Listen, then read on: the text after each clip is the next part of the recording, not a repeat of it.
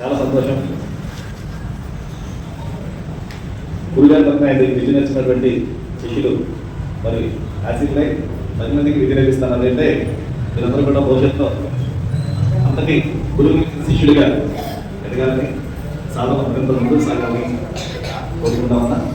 మరి ఇక్కడికి బరువు తగ్గడానికి వచ్చిన వాళ్ళు ఎంతమంది అండి? బరువు తగ్గిన వాళ్ళు బరువు తగ్గాలి.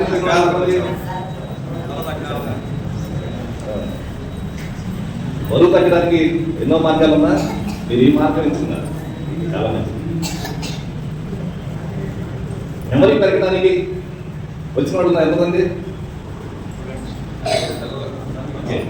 మెమరీ పెరగడం కోసం వచ్చారు.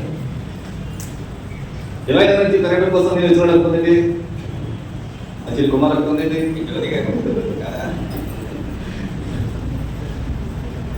మన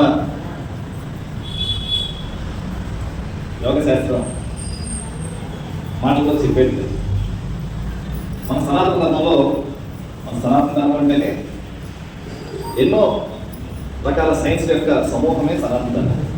శాస్త్రాలు ఎన్నో శాస్త్రాలు, యోగ శాస్త్రం, వాస్తు శాస్త్రం, మంత్రశాస్త్రం, ఆరోగ్య శాస్త్రం, ఆయుర్వేద శాస్త్రం, ఇలా ఎన్నో శాస్త్రాలు.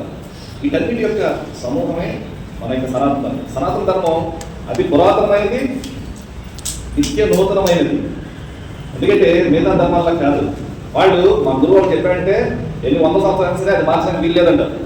కానీ మన సనాతన ధర్మంలో చెప్పినటువంటి దాన్ని గురువు పరంపరలో అప్పుడు సమాజాన్ని బట్టి అవసరాన్ని బట్టి మార్చుకొని వెళ్ళండి అని చెప్పండి.